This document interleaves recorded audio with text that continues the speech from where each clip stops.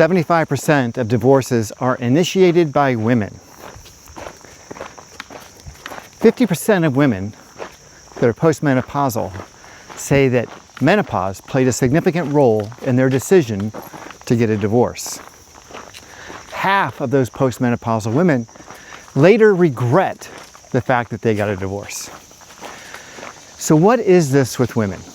Why is it women who are the self-professed, more emotionally intelligent gender finding that divorce is the best feature or the best option that they have to deal with their emotions, to deal with their relationship issues? That's what I want to talk about today. This is Life 2.0. Let's talk about it.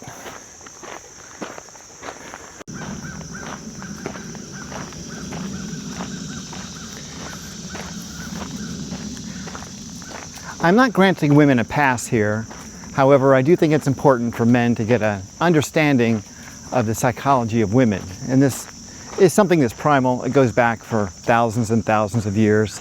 And there's probably some kind of a historical, emotional aspect to it as well.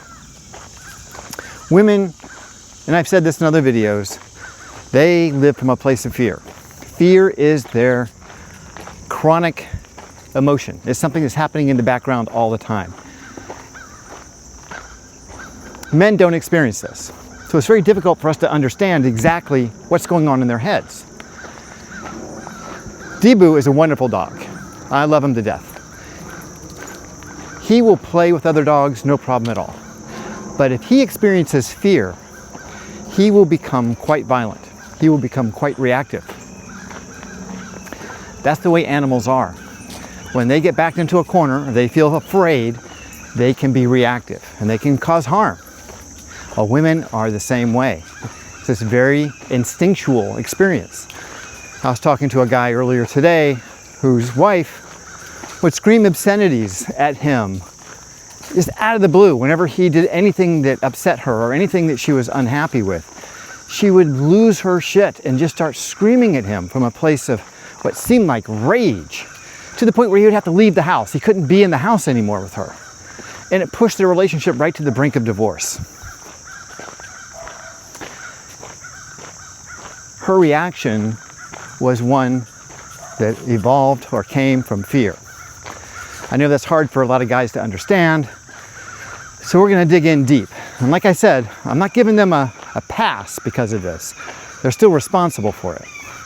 But I think it's important that you understand fear as a very, very powerful motivator with women.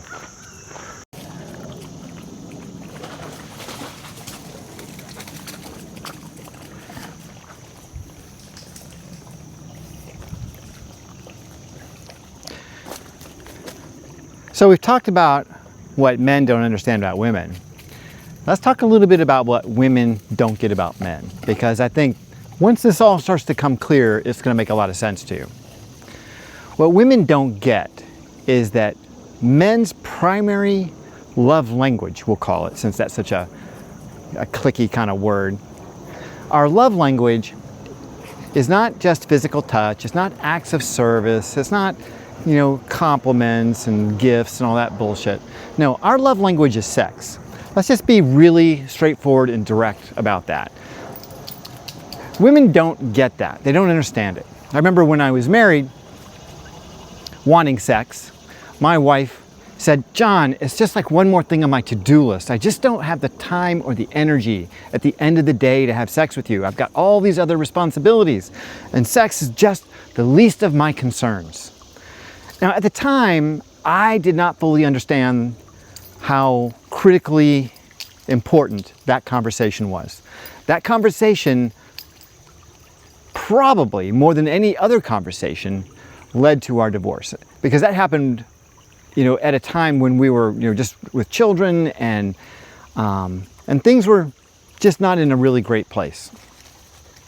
I remember watching some daytime TV show with her one day. Maybe it was an Oprah show or something like that. And they had some psychologist on, and she was recommending for couples who are struggling in their relationships that they should have sex every single day for a full year. And I was like, that's the solution. Like, that's it.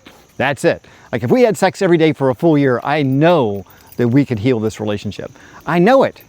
Now, I didn't understand why at the time, and as soon as I brought it up, she said, there is no effing way that's happening. I just do not have the time. Da-da-da-da-da-da-da. But now I understand. Deebu, come back. Now I fully get it. Sex is our love language. It's not just about the physical act of, copulating in some, crude way. No, it's about the way we have connection. Like sex is our pathway to emotional connection.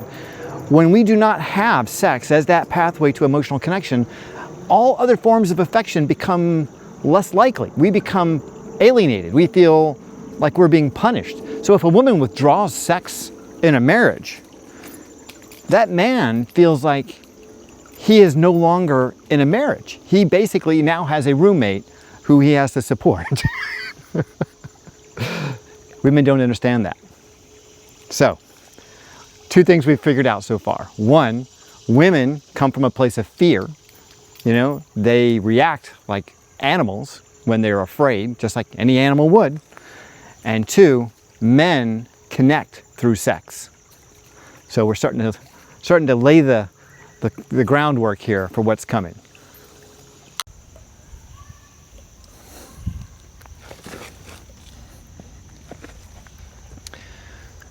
So let's talk about what gives women fear.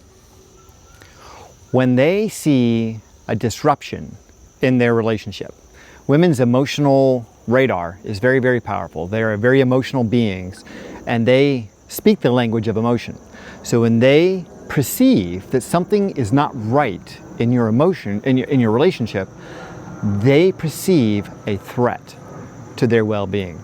So they're depending on your relationship, your marriage, the foundation of their lives to be solid. And when they perceive that something is going on that isn't right, they get afraid. They become afraid. And this fear mechanism then can manifest itself in all kinds of really irrational bad behavior. The screaming, the shouting, the pouting, the silent treatment, all of these negative behaviors inevitably have their root in some form of fear. And they are now acting out from this fearful place in order to get a reaction from you. They're hoping that you will see that their behaviors are so bad and so irrational and so ridiculous that you will do something. You will make some kind of a gesture toward them in order to heal whatever it is that's bothering them, to reassure them that they are loved, to reassure them that the marriage is solid, that everything is fine. Well, if they've cut you off, guess what? So if you're not getting sex as a man, you're starting to feel like you're cut off from connection emotionally. You're no longer in this relationship as a co-person in this relationship. You're no longer connected emotionally. You feel isolated. For most men, this woman is the only person they have in their lives. And I don't think women understand that. I mean, men are isolated in marriages to a large degree because we lose track of our friends very easily. We're not as good at keeping up with them.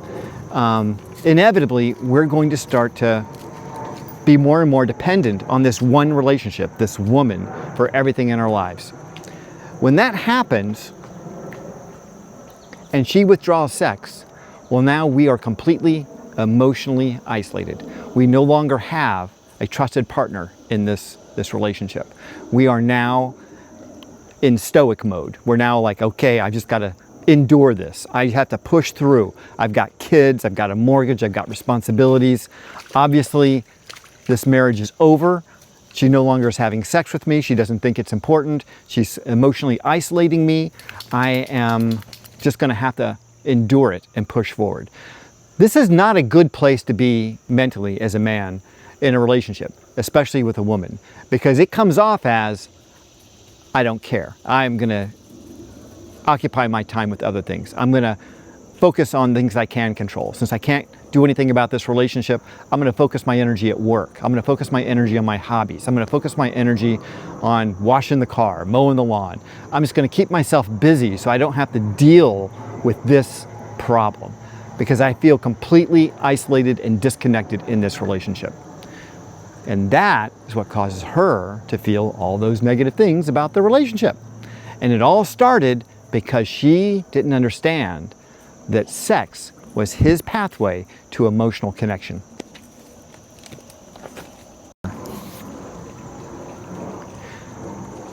Now, obviously, there are other things that can cause a woman to feel fearful in a marriage. Economic uncertainty certainly can put her in that place. If she feels like she's being ignored because a man is spending more time at work because he's stressed out or whatever. Men in their desire to protect and provide, which is sort of like a primal thing for us, well, that can cause a woman to feel like she's being neglected, because oftentimes providing and protecting means taking time and energy and dedicating it to those things that cause us to provide and protect. Sometimes disagreements will come up where a woman wants something, usually a financial thing, and a man says no, and he puts a veto on it, and that can make a woman feel quite discriminated against. It can make her feel disempowered. It can make her feel like she's unloved. Deebu? Deebu? Deebu! God, I can't turn around for a minute. There you are. What a good boy. Let me see you. Good dog. What a good boy.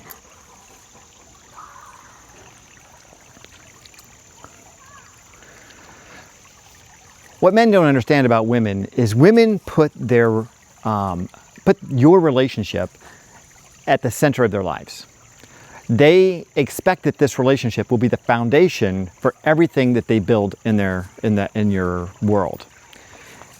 However, because they are emotionally triggered very easily, their radar is extremely powerful. They frequently will misinterpret behaviors as being problematic and see them as a threat to the relationship as a whole. That emotional hypersensitivity becomes extremely problematic because men have no idea what that is. Like, we do not experience emotional hypersensitivity. If two men sit down and have a conversation over something in which they disagree, there will be very little emotion involved in it. You know, it will be in most cases, a rational, well thought out. It can become somewhat emotional, but no one's gonna die. You know, like, we're not going to kill each other over something like this. Well, if you get two women who are having a disagreement over something that they're passionate about, it can get ugly. It can be, like, you might get law enforcement involved. And, like, that could be a problem. So women are much more emotional. They're much more emotionally triggered, and they have this emotional radar that is on all the time, and they're hypersensitive. All of these things lead to women misinterpreting the conditions of their lives as being under threat. And they believe that the man's behaviors are in some way causing this threat. And that is the underlying cause of the vast majority of divorces that don't involve, cheating or, alcoholism or drug addiction, or, those big, vice-related divorces. In the vast majority of cases that I talk to and with guys, these are guys that are calm, they're wealthy, they are rational, they're well thought out, they're not hitting their wives, they're not drinking, they're not drug addicts, they put together, they have a good living, and their wife is in this reactive state. They're screaming, they're on their last nerve all the time. The guys are thinking about, I just need to get out of this house so I can find some peace. This is such a common thing. And what the guy doesn't realize is that she's coming from a place of fear. And what she doesn't realize is that he doesn't feel connected to the relationship anymore because she stopped having sex with him. Partly because she feels threatened by, something else that might be going on. Maybe, they had some financial insecurity in their lives at some point, and that caused a withdrawal of sex. Maybe she felt threatened under those conditions. But in any event, sex frequently is at the core of the problem. And the woman's misinterpretation of the threat to the relationship is what inevitably causes the relationship to end in divorce.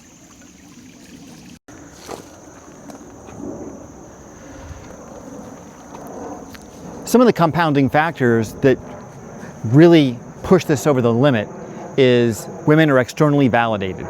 They are always looking outside of themselves for reassurance that things are the way they should be, or to get approval from the outside world.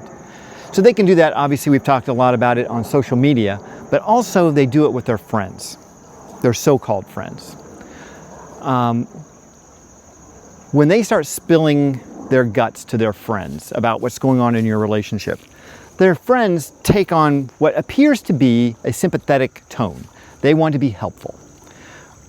For whatever reason, and I'm not sure why, but a lot, not all, but a lot of women will double down on the negative aspects of what's happening in the relationship rather than trying to find solutions.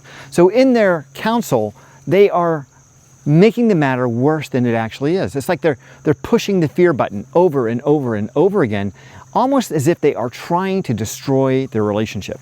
I don't know if it's a jealousy thing. I don't know if it's I don't know what it is. I don't know why they do that to each other. If a guy comes to me and wants some help, he wants some advice, I'm going to give him help and advice. I'm going to give him the best I got. I'm not going to try to make things worse, but women seem to want to destroy their friends by giving them really, really bad information. Maybe they're thinking that they're helping by agreeing with them about how bad things are and doubling down on that idea and just reinforcing the fact that everything is just shit.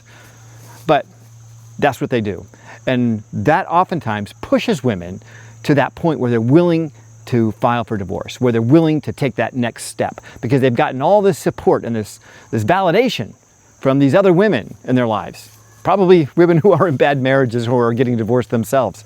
But they seek this validation from them. They get this reassuring, yeah, he's a dick kind of energy. You should leave him. And then next thing you know, they're sitting in front of a lawyer.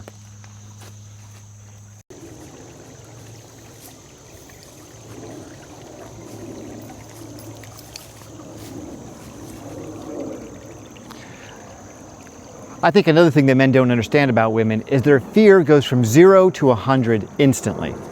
So if you're working late because you've got this big project at work or whatever and you need to get things done, she immediately jumps to the worst case scenario.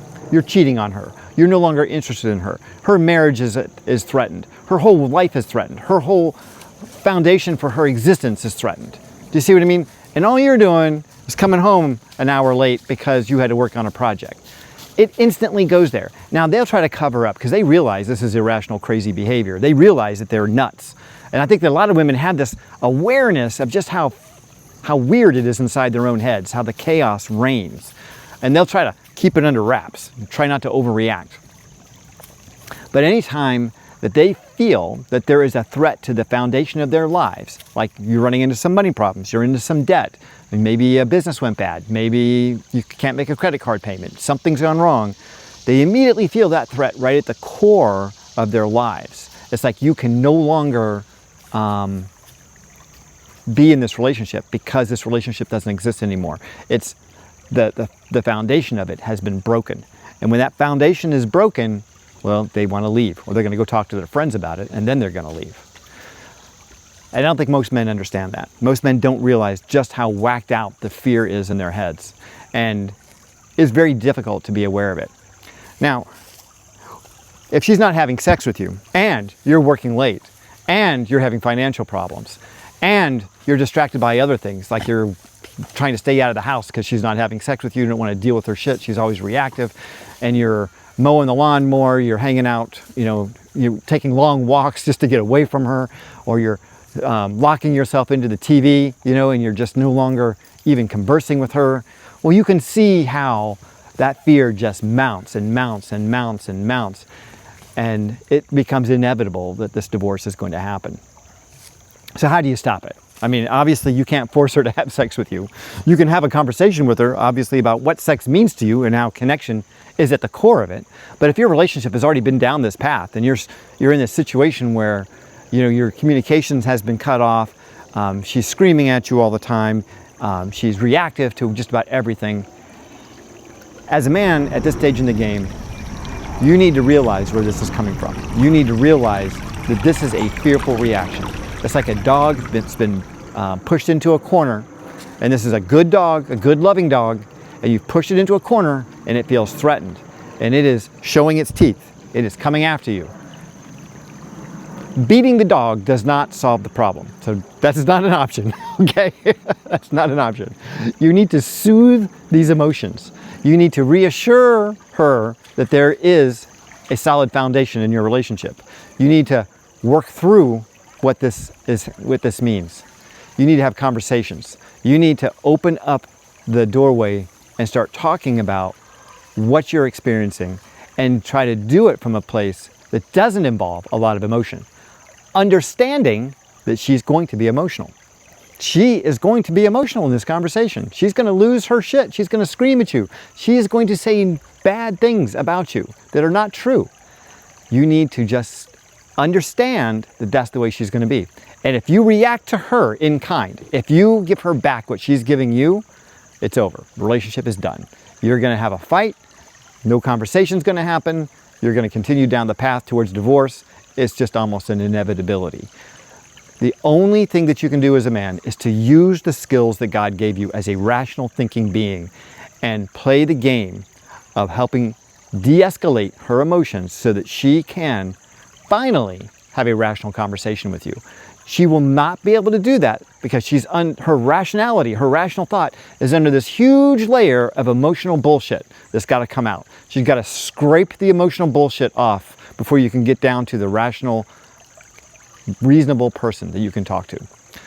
So she's going to have to dump it on you. She's going to dump it on you, and she's going to dump it on you, she's going to dump it on you. Just sit there and listen and be kind and thoughtful and say, I'm sorry I hurt your feelings. I'm sorry that I made you feel that way. I'm sorry that this has happened. Even though none of these things need to be true, okay? This is not about you accepting responsibility for her negative state of mind or her emotional whack jobness. You just need to scrape off all that emotional crap so you can get down to what eventually will be, hopefully, a thoughtful, reasonable, rational person that you can talk to. It's like when a toddler has a tantrum, when they start screaming and kicking their feet. You don't want to try to talk to them then. That's not going to work. But eventually they exhaust themselves. Like toddlers only have about 15 minutes worth of energy. Then their battery is dead. Once their battery is dead, well, you can talk to the little kid. You know, you can sit down and say, now look, little Joey, was that really the best way for you to handle that situation? What did you want? What if you just asked mommy nicely? Or you just asked daddy nicely? You know, you can have a conversation with them at that point and you can change their behavior. But if you try to interject in the middle of that tantrum, you're not getting anywhere. You're not changing anyone's behavior. In fact, you're reinforcing the bad behavior, you know? So if you start screaming at her in the middle of her screaming at you, you're just reinforcing the fact that she needs to scream louder. You see that?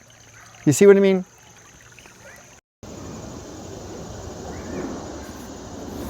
You're gonna have to go through that whole de-escalation process. You're gonna have to have that really tough conversation about what's going on in her head. You're probably also gonna have to have a really frank, rational, calm conversation with her about external validation and how she needs to come to you when she's feeling insecure and have a conversation with you about those insecurities. And then you are really gonna have to see that she is having this underlying fear reemerge. And you're gonna have to treat it as that. I know it's easy for guys to dismiss a lot of emotional behaviors from women because they seem so innocuous, so incidental, that it doesn't deserve the time and attention that it actually does. So you're gonna have to respect that. But once you create a habit of respecting her concerns, her fears, her insecurities about the relationship, and you are able to address them in meaningful, rational ways and reassure her that your relationship is fine, that you love her, that you're caring for her, that you're not planning on leaving, that you're 100% on board. And then you have that conversation about sex and the importance that it has for creating connection in your relationship. You can heal a relationship that has been broken for a long time. You can bring it back around to something that both of you can enjoy. You don't have to go down the path of divorce.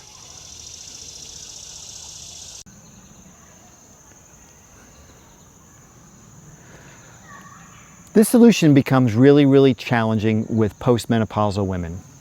And part of that is because for many of them, not all of them, because I know women experience menopause in different ways. Some women experience really harsh, crazy hormonal shifts, and other women seem to go through it much more easily. For those women who have those really harsh emotional shifts, after they've gone through menopause and they're in that perimenopause state, they're having all these swings, once they go through menopause, they frequently end up feeling less compassion. They are less nurturing. They are less loving in many ways. So it can be difficult to have that relationship, even through this whole menopausal process. or to have this conversation through this whole menopausal process. It may require that you need a third party involved. You may need to have someone, present to keep her emotions in check, because women are very externally focused and they will not want to embarrass themselves in front of a third person, while they will be very happy to scream and yell at you in person themselves. So as a last resort, if you're dealing with someone who is perimenopausal or going through menopause and they're reactive, or they lack compassion, or they seem to be very unloving in their communication with you, and it feels like there's just no getting through to them, if you still want to maintain this marriage, you're going to have to find someone who specializes in working with postmenopausal women through marriage counseling. Now, I'm not a big fan of marriage counseling personally. I have not found any value in it, but I have heard from some guys that they were able to find good counselors and they were able to get through some of these rough spots. So don't discount it completely. There is an opportunity. There is like a slim opportunity, but an opportunity that this could work out for you.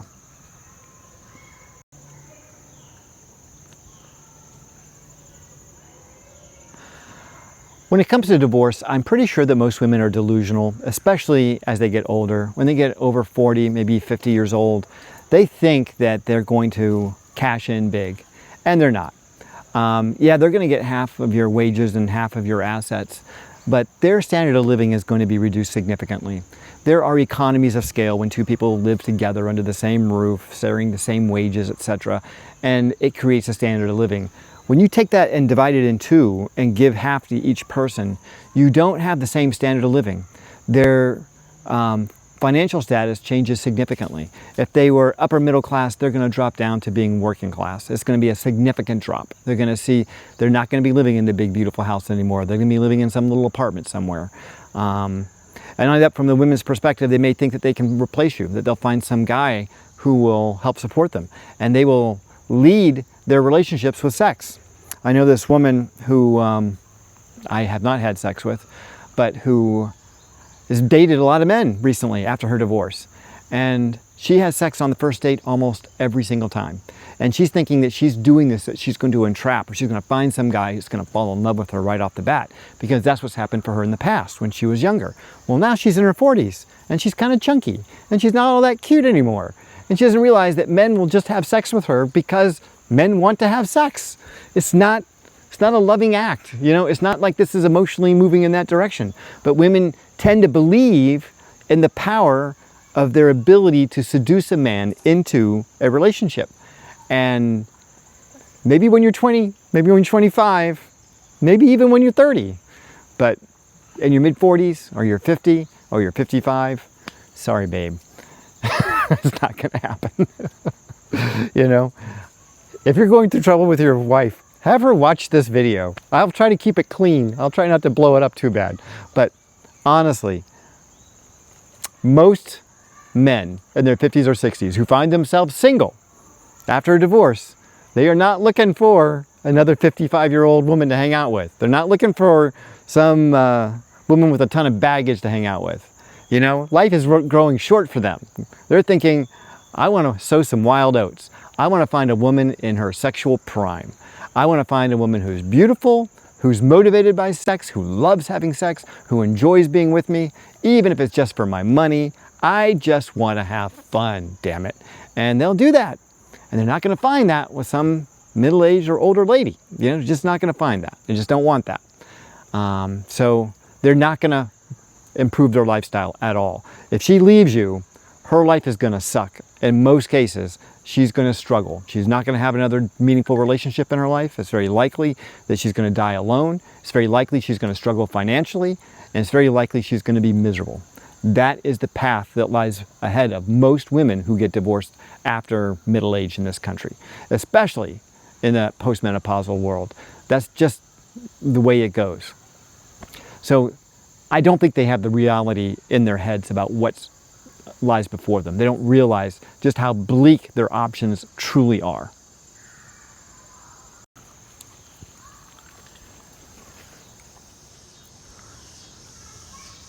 After divorce, many of them learn the hard way how bleak their options truly are. And that's when they have regret. That's why there's this huge movement online of all these divorced middle-aged women expressing regret about having left their husbands. Because the truth of the matter is, these men were good men. These were men that were providing for them. These were men that weren't beating them, they weren't drunks, they weren't drug addicts. They were doing everything in their power to create a good, healthy relationship for their wife. And she took them for granted. She wanted more. She had that Disney princess mode in her head about what life was supposed to be like and the perfection that it should have had. And she's unhappy because he didn't live up to her preconceived ideas of what it should have been. She didn't take any time to actually learn about relationships. She thought that her emotional intelligence was enough to get her through. But she never looked back in the mirror at herself to determine if there was anything she was doing to contribute to this marriage failing. It's very rare that a woman is reflective on her own behavior in a relationship. They do become reflective after that relationship is over. When they're in that regret phase and they realize that they lost something that was really valuable, then they become reflective. Men will end it there. Once that separation has occurred, once that divorce has occurred, there is a change of status for that woman.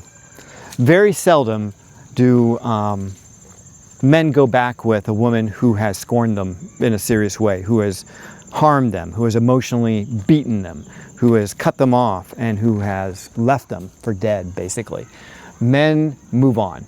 They move on to greener pastures.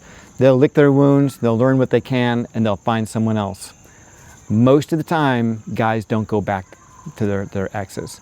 Women will come after their exes. If you're a guy that has been divorced recently and you're starting to get calls from your ex, here's a warning for you. She's got something in her head. I suggest you get some clarity about what you want from this relationship and what you don't want from it, and make it clear to her right now. Because if you don't, she's going to try to worm her way back into your life, man. I'm telling you, it's going to happen.